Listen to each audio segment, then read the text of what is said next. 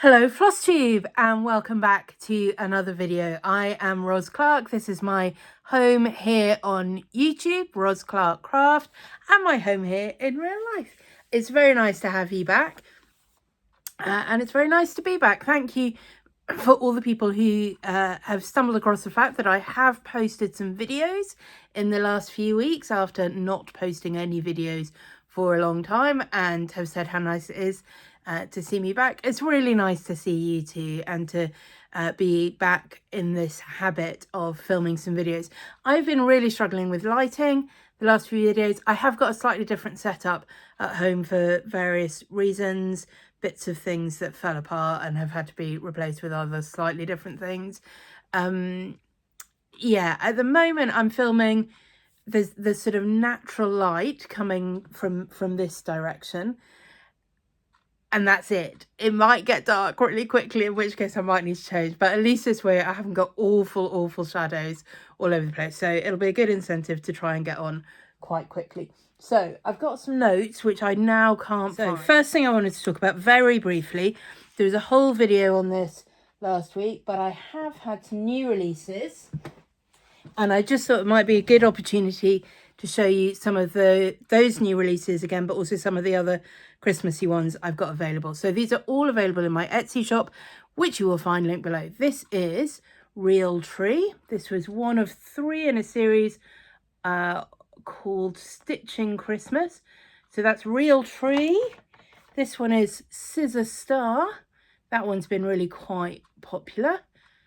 I mean, comparatively. None of mine selling, you know, the thousands, but quite a number of people have bought that. I think that would be a nice one to do for a smalls exchange or something, so it doesn't have to be particularly Christmassy. The other one in that series is Button Baubles. I haven't got an model with me. I have stitched it, but it went in a smalls exchange. Peace on the Earth, which is part of a pair with Joy to the World. You can buy both together in a Christmas bundle where you also get a couple of little smalls as well, sort of based on these designs. And there are charts for both of these in both colour ways. The charts do change very slightly with the different colourways, but you get both options with each chart. So if you buy Joy to the World, you get the Joy to the World chart in both colourways. Peace on Earth, you get Peace on Earth chart in both colourways. You buy the bundle, you get everything in all the colourways and the smalls. And then the new one, oh, this is an also not very new one, so I'll show you that. This is Medieval Manger. This was part of the collaboration for last year's Stitch in London, but that is now available in its own right. And then the new ones, Round Robin. I love Round Robin. Lots of other people loved Round Robin as well. This is Party Penguin. Party Penguin comes with 3 different Christmas jumpers that you can choose from, or you can stitch 3 different penguins if you want, with 3 different Christmas jumpers. This is Mistletoe Bow, mostly because I just don't think there are very many mistletoe charts out there, and so this is lovely, and I think it'd be fun to hang it up somewhere and you can have it all year round and get kisses all year round. Velociraptor present for you. This was a freebie on my Instagram a year ago because someone said there aren't enough dinosaur Christmas charts, and I'm like, there really aren't. So here's one more. And then finally, this is my sort of New Year, or not necessarily New Year, new home, or just in general, anytime you like, blessing sampler. Be a lovely gift for another stitcher or for yourself. Again, this one's been really quite popular as well. So those are all my new releases. Right, moving on from those, Patreon. I've been saying I need to talk about this for a while, and I really do. So earlier this year, I set up a Patreon.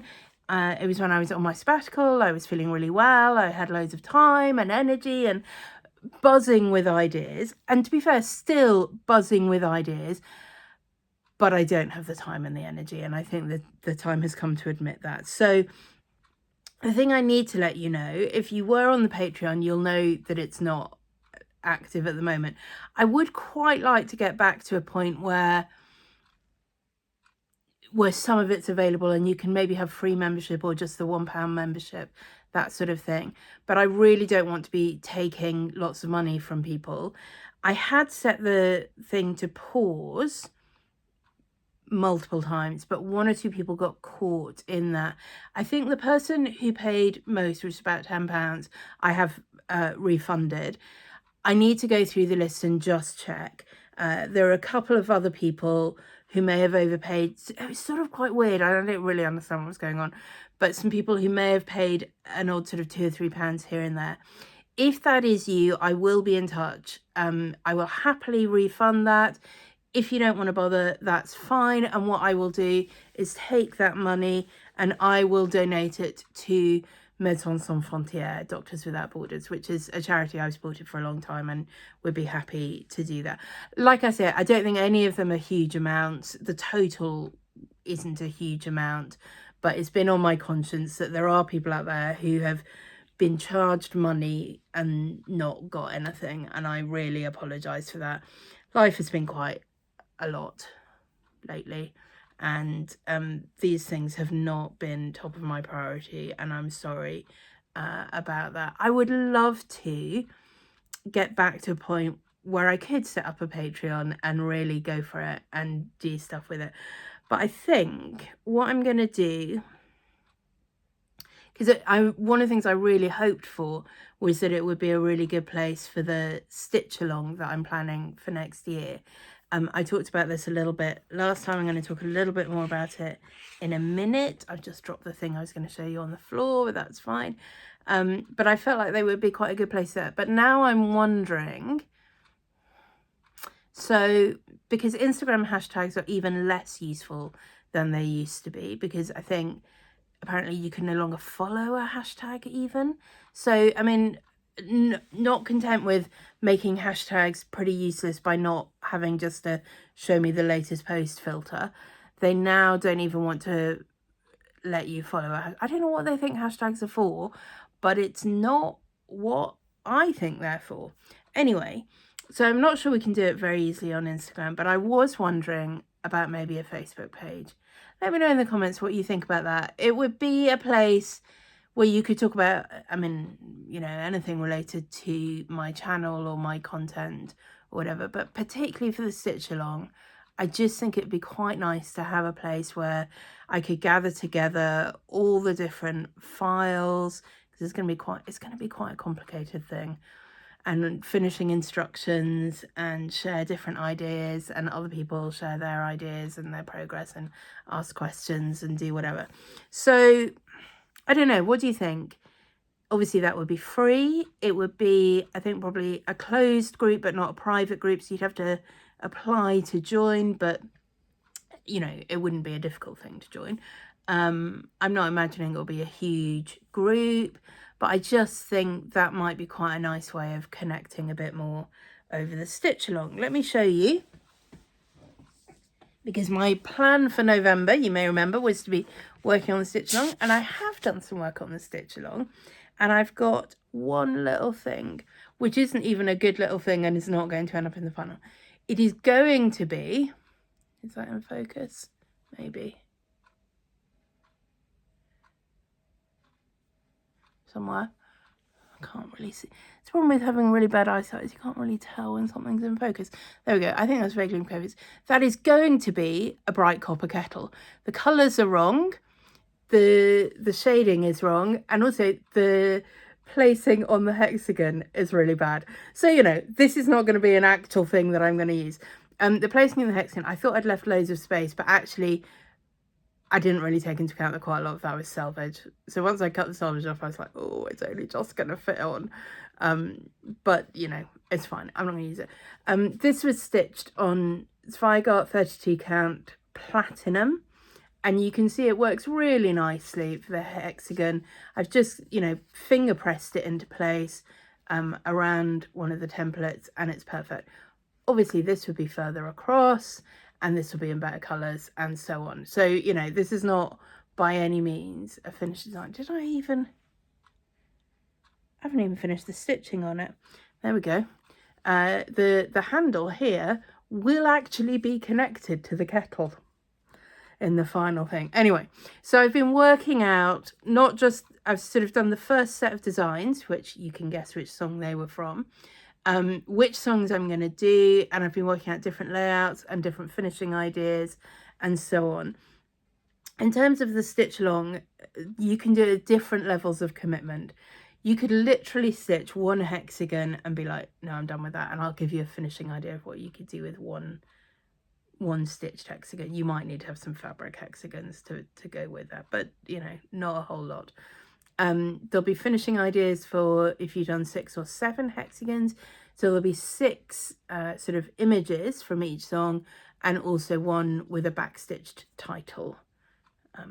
Yeah, I think they will all be backstitched. They have quite long song names. Maybe Do Re Mi we might be able to cross stitch, but mostly they will be backstitched. So you could do a set of 6 or 7, and there'll be ideas for how you finish that. There'll be ideas for if you only want to stitch 6 or 7, but you're happy to do quite a lot more in terms of fabric hexagons, different ideas for what you might do with that, and some different ideas if you want to stitch a whole lot more of the icons and put them together as well. So that's what I've been working on with that. And you can see, because it's that kind of stitch along, it's not just kind of one finished thing which people will just be working on in parts. There'll be lots of different ways of doing it. I think it'd be really fun to have a place where people are sharing their progress and their ideas and so on for how they want to do it. So let me know in the comments what you think about a Facebook group possibly for that, or if you've got another suggestion. I am on Discord. I don't know, would people like Discord? Is everyone on Discord? I'm not sure. I'm not sure I like the idea of it being a WhatsApp group. I kind of hate WhatsApp. I am on WhatsApp very reluctantly, and I try and avoid telling people I'm on it because I don't really like it. So it probably won't be that. But maybe you've got some other good idea of how we could do that in a more community space.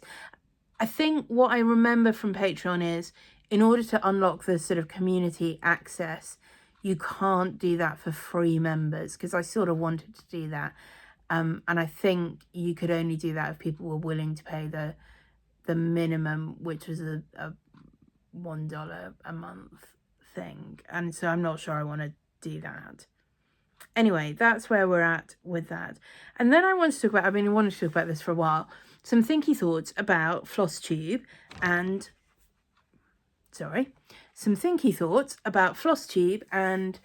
multi-crafting. So if you were to go back to the very beginning of my channel here, you'll find a couple of unboxings and a couple of craft challenges that were fun for me, but I don't think anyone watched them. And then I started doing more regular videos, which I called Flosstube. And, you know, some people watched them. I maybe had 150 followers at that point. So it was quite low, but, you know, they were there and I enjoyed doing them, and I enjoyed talking about all the different crafts I was doing. And then as I got more into cross stitch, and I've talked a little bit about why I did that, but if you want me to talk about it again, I can at some point. And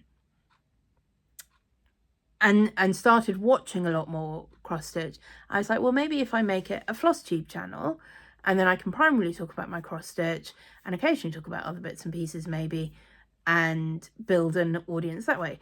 I wouldn't say I've exactly taken off and gone viral, but I certainly have a lot more than the sort of 100 and 150 or so viewers that I had in my CraftTube days. So that's been really nice, and I'm really glad you've all found me.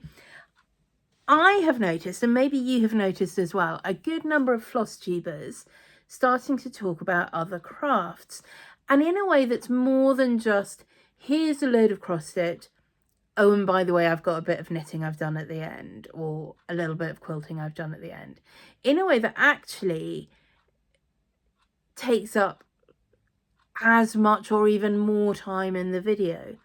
So Elizabeth Ann Can Stitch is obviously somebody who's done this. You know, she has separate Elizabeth Ann Can Knit videos. I think she's gone back to putting everything all in one. And some weeks that will be cross stitching, but often for her it's a lot of knitting at the moment, some quilting, other sewing. You know, it's not a Flosstube. Now, if you're somebody who loves cross stitch and only cross stitch, and that's all you want to watch in your videos, great. There are a lot of videos where you will only ever find cross stitch. I think if you watch Brenda and Laura, I don't think they're ever going to talk about anything other than cross stitch. And that's fine, you know, and they're great. And I love Brenda and Laura too. And, you know, and there are many other people like that.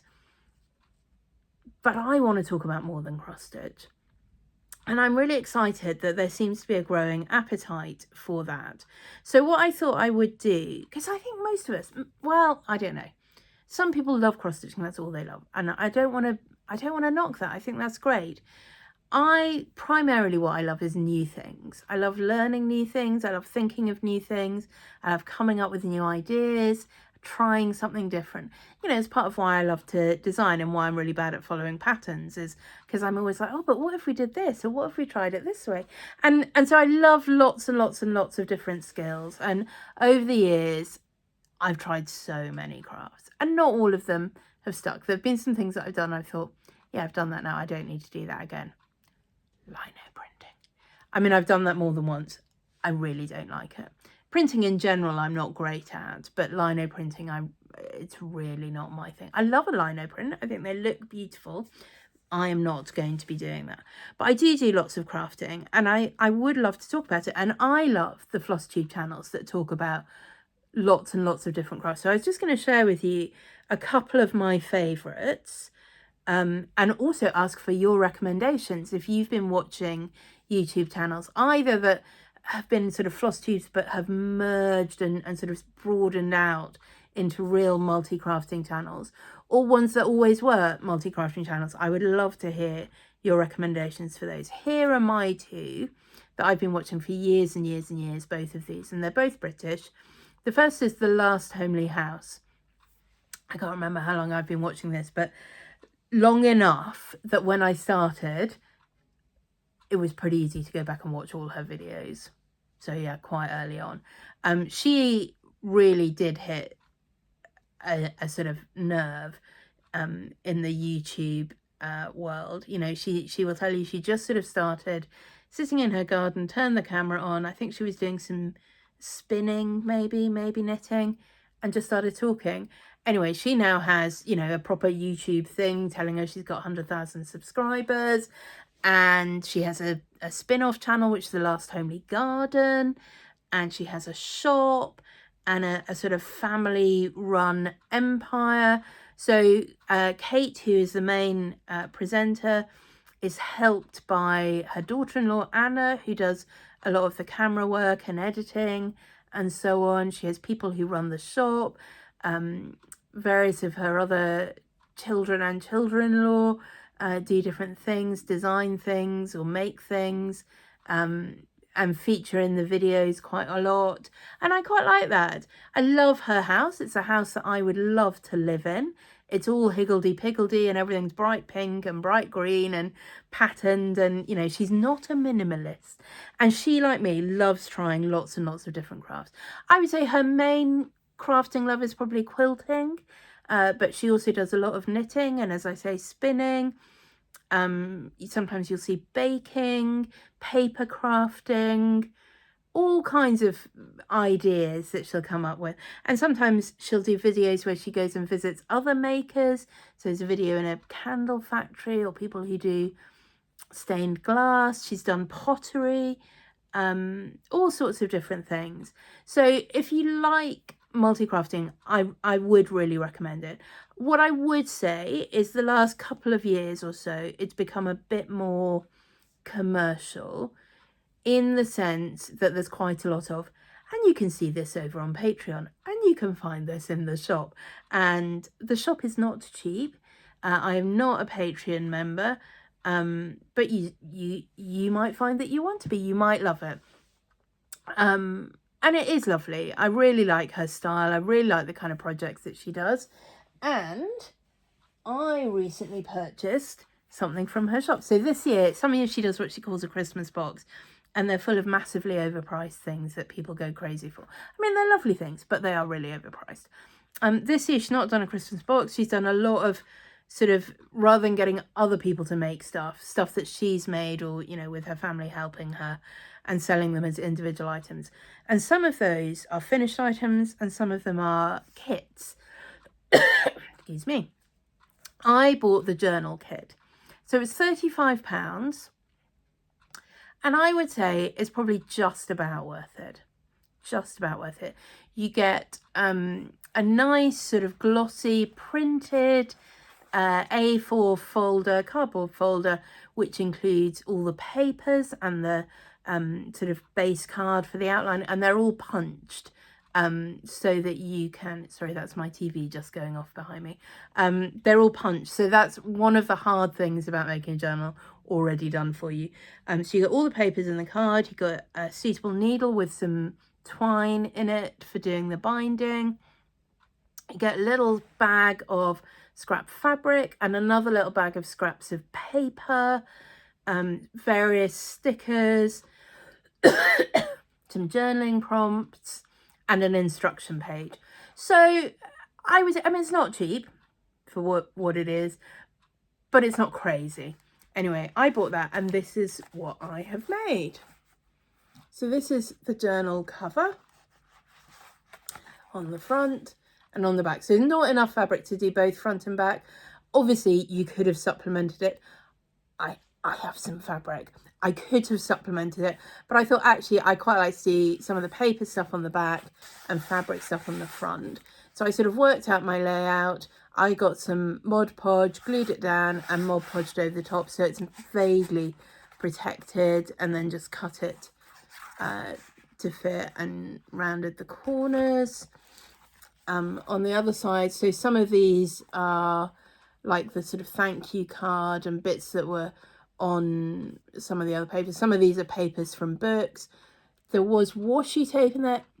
The washi tape it says The Last Homely House, taking up, I don't know, 2 or 3 inches, and then in between little bits, can you see that's a thimble and a cotton reel, and honestly can't really see. Yeah, anyway, little bits of design. Oh yeah, here, tape measure, that's also from the washi. I love the little bits with the icons. I don't need washi tape that says The Last Homely House. I can't think when I'm going to use that, so I think a lot of that is going to be wasted. But anyway, it's fine. The thread for stitching up was in this bright orange. I used all the papers she included, but I also printed out, because this is my notebook for planning the stitch along, which is going to be in hexagons. So I printed out some hexagon paper, which I now can't find. There we go. And included some pages of that in my notebook as well. It feels pretty sturdy. It doesn't lay flat. It's fine. There we go. That's my front cover. Oh yes, and this was the envelope that the kit came in, and it's quite sturdy and I quite liked it. So I used the front of that to be the inside front and back covers of my notebook. There you go. That is what it is going to be called, The Sound of Music Cross Stitch and Patchwork Project. Yeah. So that's my first multi-crafting thing, inspired by and indeed supplied by The Last Homely House. The other person I wanted to talk about was Ellie from Craft House Magic. So Ellie owns a yarn shop. She does hand-dyed yarn, which I don't really buy yarn at the moment because I can't really knit or crochet at the moment. But what I love about her YouTube channel, she does talk about her shop, but she'll always tell you at the beginning of an episode what's coming up in that episode. And the shop updates, if there is one, will usually be at the end. And it's not long, and it's I don't mind watching it, to be honest. It's not a YouTube channel that's all about, here are all our new products and the ways that you can use them and now go and buy them. It's very much about her crafting. She has a little son who's about 2 years old, I think, 2 or 3. So she's making things for him, but she also makes things for herself and for her husband. So you get dressmaking and knitting and little bits of patchwork and crochet. She did do one cross stitch. She's not a regular cross stitcher, but she does do a little bit. I think I would describe her as someone like me who likes trying new things. Yeah, and she's just really fun and easy to listen to. She'll sometimes have a gadget of the week, and it will be a little tool, sometimes which she's got on sale in her shop, but not always. But some tool that she's come across or that she's been using that she thinks people might want to know about. Yeah, so Craft House Magic. I haven't got anything here inspired by her to show you, but go and check her out, and hopefully you will be inspired as well. I do, however, have a couple of other non-cross-stitch multi-crafting projects that I've been working on. This term, instead of being at my normal art class, I have been moved into the textile art class for various reasons to do with when I'm available and when the classes are available and so on. I've been kind of wanting to do the textile art class for a while. This term, we started with a sashiko project. So this is my sketchbook, and I hope you can see that. The lighting, I don't know. Let's just try that without me. I don't know if that helps. Anyway, that is stitched into the black cover of my sketch. I'm going to try putting the light on. I don't know how that's going to go. I just feel like you can't see that. Ooh, shadow-tastic. Anyway. There we go. Well, I don't know. I can see that better anyway. So that's fun. So we had stencils that you can buy that you kind of use to put your holes in on this. You could just put dots, but on this it's definitely easier if you pre-punch the holes and then stitch carefully through them. And then I just took the front page of the sketchbook and stuck it down to the inside cover, and that holds all the ends neatly in place. So that was our first thing. We did then also do one on a project bag. It's not really a project bag, like a little canvas tote bag. I haven't finished that, and I'm not sure I'm going to. But we then moved on to doing it on some clothes. So this is a skirt that I made a couple of years ago in this glorious sort of indigo dot fabric. I say dot, I mean they're huge great circles. I don't know if I can hold this in a way that you can see. And what I have done, I'm just going to hold it and hope that you can see some of that. There we go. Is put circles sort of overlapping the printed circles and done some sashiko stitching over them. I've not used proper sashiko thread for this. I could have done, but I thought I would use up some of my sulky threads in different colours of blue. So this is not quite finished. You can see there is a needle hanging from it. I'm not going to do all the things. I think I'm on my last circle. Here we go. So you can see that is drawn on with a friction pen. So the red will disappear, and I just need to finish stitching over that. Maybe I'll try and do that this weekend. And then I think that'll be really lovely. Oh yeah, no, there's at least one other circle that needs some more stitching as well. Yeah, so there's a little bit of work still to go on that, but I really like it. I really like the idea of having more clothes that are properly personalised while still being gloriously wearable. In doing it, I have also been taking up the hem because it's a little bit longer than I would like, so I need to finish doing the hemming on this as well.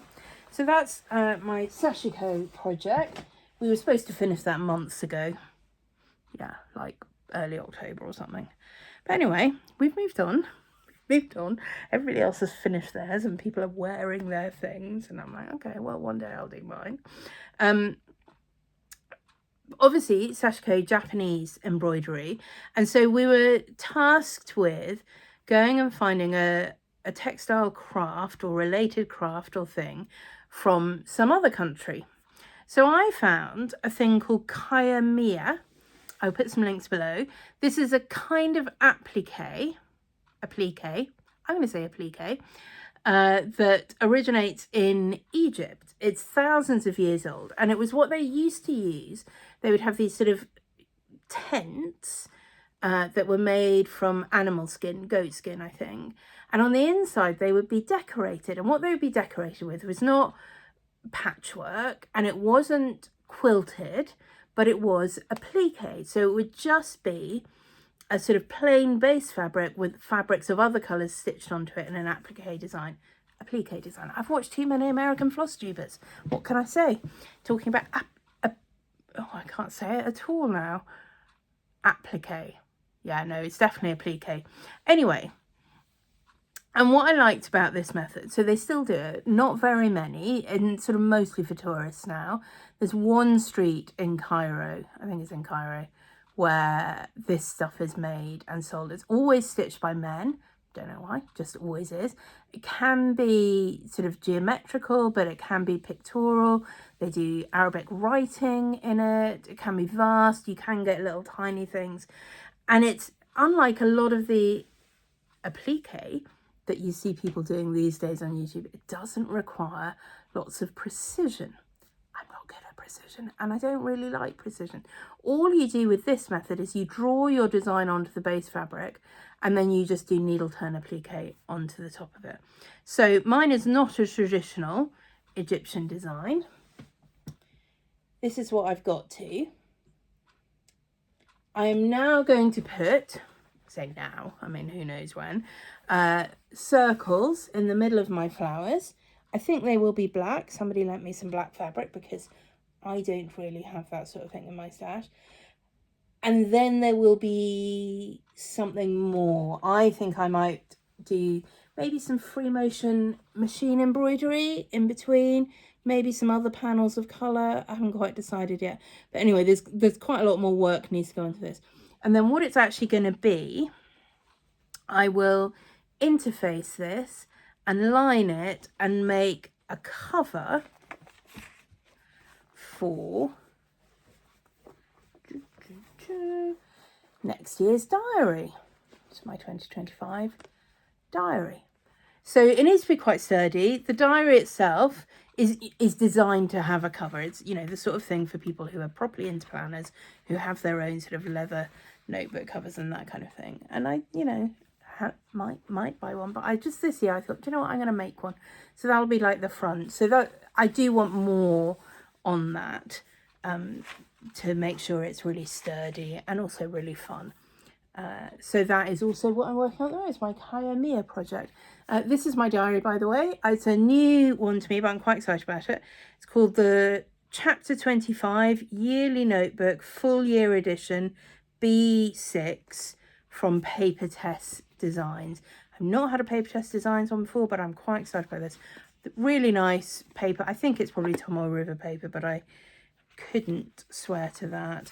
And what I like about it is you get yearly overview, quarterly overview, a proper month calendar view like that for each month, followed by some, they're all square pages, but you get 3 or 4, after your month calendar, you get 3 or 4 spreads like this that you can do whatever you want in there. So you could do a budget in there, or, you know, goals month. And then this is your weekly spread. I don't know if you can see, it's quite pale.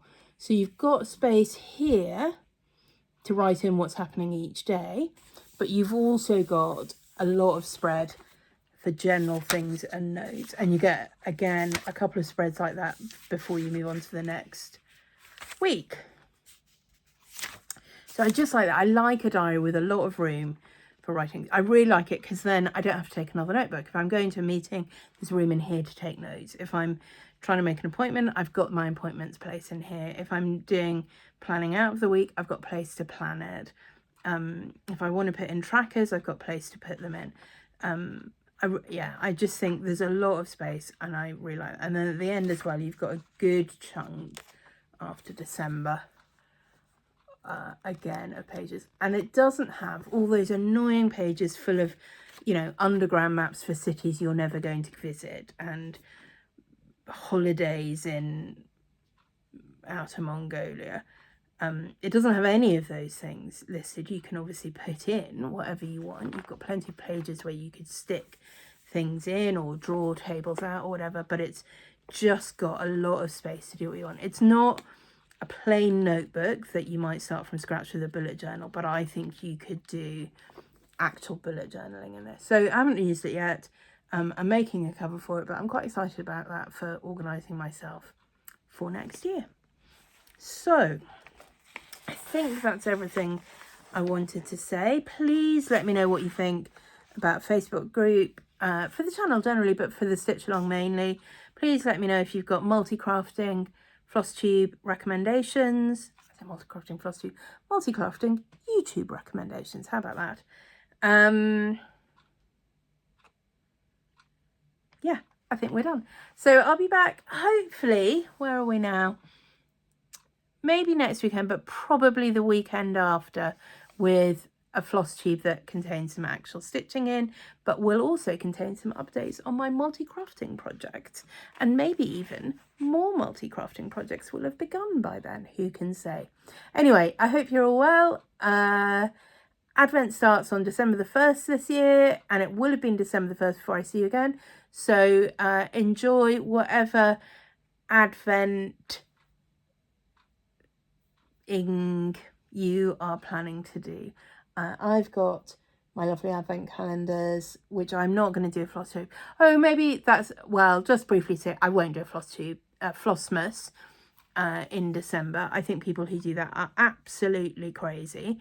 What I have done in the past is a sort of 12 days of Christmas, and I might try for that again this year. So that begins on Christmas Day and ends on January the 6th. We'll see. It slightly depends what. I might end up going away for some of that time, so I might not. I will see. Anyway, hope you're all well. I'm sorry we've ended up in the huge shadowy gloom of nonsense. I really need to try and work this out better.